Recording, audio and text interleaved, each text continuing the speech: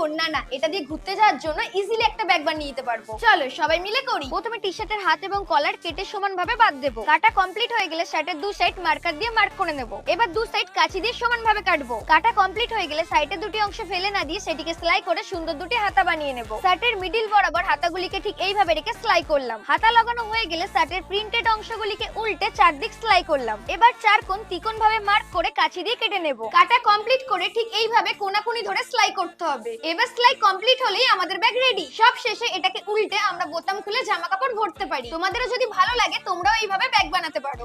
এত পুরনো জামা ফেলে দেবো? না না, এটা দিয়ে ঘুরতে যাওয়ার জন্য ইজিলি একটা ব্যাগ বানিয়ে নিতে পারবো। চলো সবাই মিলে করি। প্রথমে টি শার্টের হাত এবং কলার কেটে সমানভাবে বাঁধ দেবো। কাটা কমপ্লিট হয়ে গেলে শার্টের দু সাইড মার্কার দিয়ে মার্ক করে নেব। এবার দু সাইড কাঁচি দিয়ে সমানভাবে কাটবো। কাটা কমপ্লিট হয়ে গেলে সাইডের দুটি অংশ ফেলে না দিয়ে সেটিকে সেলাই করে সুন্দর দুটি হাতা বানিয়ে নেব। শার্টের মিডিল বরাবর হাতাগুলিকে ঠিক এইভাবে রেখে সেলাই করলাম। হাতা লাগানো হয়ে গেলে শার্টের প্রিন্টেড অংশগুলিকে উল্টে চারদিক সেলাই করলাম। এবার চার কোণ তিকোণ ভাবে মার্ক করে কাঁচি দিয়ে কেটে নেব। কাটা কমপ্লিট করে ঠিক এইভাবে কোনাকুনি ধরে সেলাই করতে হবে। এবার সেলাই কমপ্লিট হলেই আমাদের ব্যাগ রেডি। সব শেষে এটাকে উল্টে আমরা বোতাম খুলে জামা কাপড় ভরতে পারি। তোমাদেরও যদি ভালো লাগে তোমরাও এইভাবে ব্যাগ বানাতে পারো।